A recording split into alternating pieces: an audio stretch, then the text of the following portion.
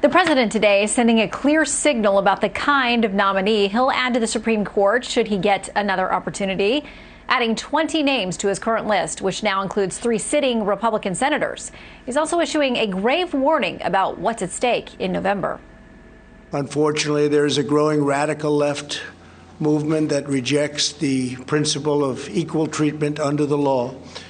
If this extreme movement is granted a majority on the Supreme Court, it will fundamentally transform America without a single vote of Congress. All right, let's get reaction from Republican Senator from Tennessee, Marsha Blackburn. She sits on the Judiciary Committee. I should note that another one of your colleagues was already on the list, which is Mike Lee of Utah. So let's talk about the list. Welcome back to Fox News at Night. Sure.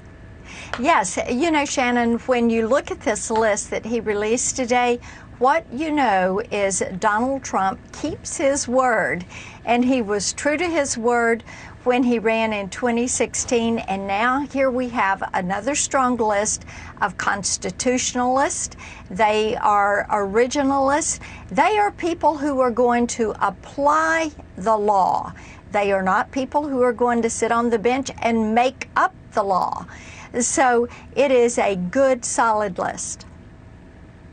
Well, as would be expected, across the aisle, they do not feel the same way. In fact, the left has been sending up flares warning that this president, with the help of Senate Majority Leader Mitch McConnell, has been so successful in getting his nominees onto the federal bench that they see a real crisis if Joe Biden does not win this time. One of the key issues is abortion. NARAL, the pro-choice group, says this: our thoughts on Trump's list of potential SCOTUS nominees, and then they have the little emoji for vomiting, and say Trump is scared, so he's playing to his anti-choice base with these extremists.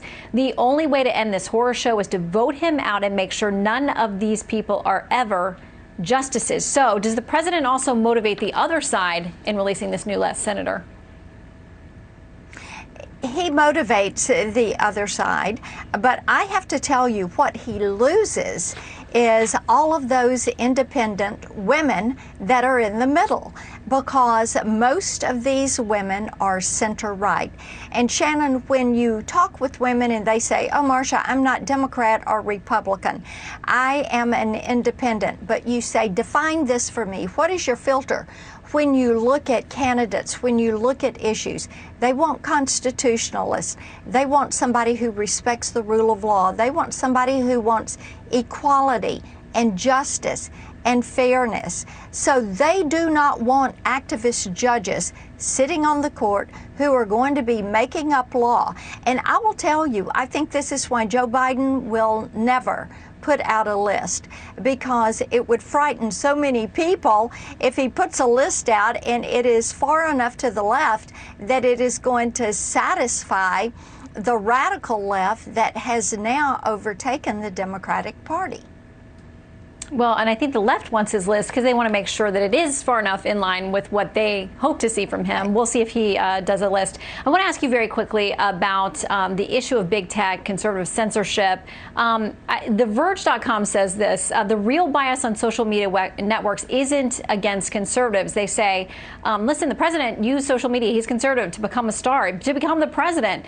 And they say that, you know, there is no engineered conspiracy to silence conservative voices. Quickly, your comment.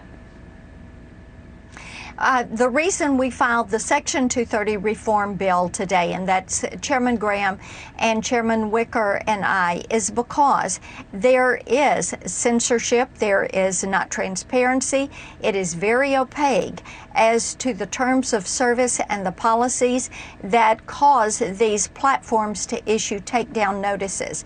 And you're not going to have accountability for bias until you reform Section 230, nor are you going to have other alternative platforms until you reform Section 230. Our legislation is a good, solid basis for these reforms. All right, we'll track it there on the Hill. Senator Blackburn, thanks for your time tonight. Thank you. Good to be with you.